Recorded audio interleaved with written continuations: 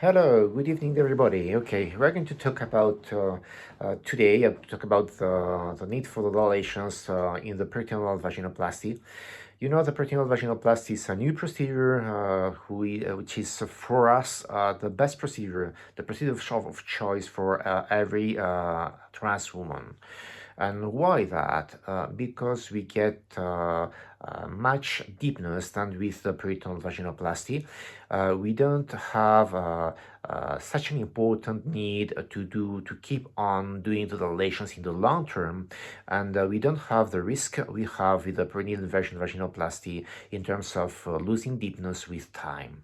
So that's why for us it's the procedure of choice. It's performed under general anesthesia through an external approach and a laparoscopic approach as well. To get this deepness, we have two different techniques. The first one is using the modified pull-through peritoneal graft, which is something we use for people without an important amount of skin on their penis, or for people having had another vaginoplasty with a bad result in terms of deepness. So that's the first procedure we do. In the second, we do a modified Davidoff's technique, which is kind of an old technique used for a cis woman to get best results in terms of deepness when they had a short vagina. After, for example, a hysterectomy or whatever. So these are the two techniques we perform to get better results in terms of deepness and to improve the results we had in the past using the penetration vaginoplasty. So for us, the procedure of choice nowadays is the peritoneal graft vaginoplasty. But like in the other vaginoplasties, it's necessary to do the dilations. How is the correct way to do the dilations? That's very important. We need to take in consideration the normal anatomy of the pelvic belt. The pelvic belt is made of bone, and it's made of two sacral bones, one sacral bone and two coxal bones. This is a coxal bone, and we are missing there the other sacral bone to complete maybe 2/3 of the pelvic belt, because the other third is made of the sacral bone, which is placed just on the back of every person.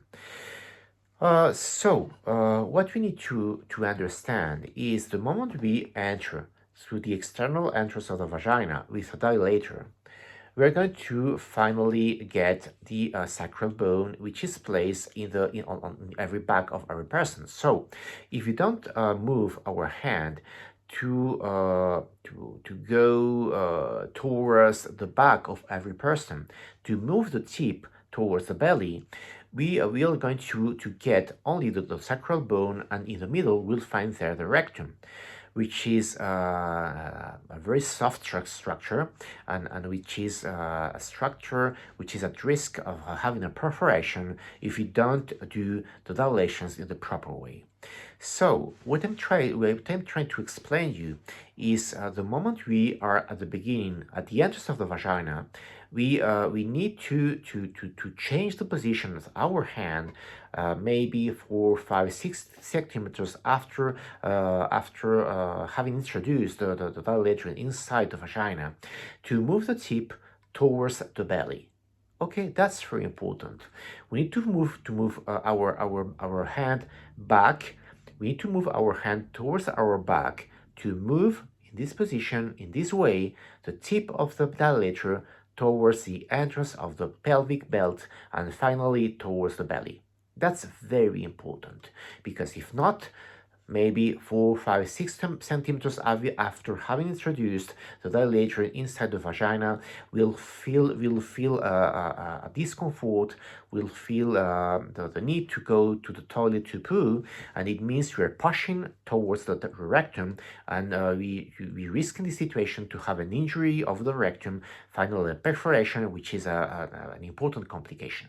Okay, so The moment you feel this need to go to the toilet to poo, you're not doing the dilations in the proper way. You are pushing towards the rectum, towards the sacral bone, and then you're at risk to have a rectal perforation. And in fact, you are not done doing the things properly, so it means you're not getting finally the peritoneal graft. You're not getting the belly, so you're not doing the dilations in maybe half of the vagina, which means first, you are at risk to have a rectal perforation. Second, you're not doing the things properly, so you risk to lose deepness of your vagina very soon in the follow-up. So, first, you place your dilator at the ends of the vagina. You push it in towards the back, towards your back, maybe 3, 4, 5 centimeters after. You change the position of your hand to go towards your back to finally direct your tip towards the belly, okay? This is the normal way to do the dilations, so that's very, very important. 5 or 6 centimeters after having introduced the dilator inside your vagina, just change the position of your hand, push back to get your tip of the dilator towards the belly and not towards the sacral bone and towards the rectum, which is very dangerous, and you never get a good result in terms of keeping on the deepness and the wideness in the long term, because you're lacking doing the dilations in maybe 1/3 to 1/2 of your full vagina, especially in the peritoneal graft. Okay, it has been a pleasure, and see you soon here in our YouTube. Have a nice day.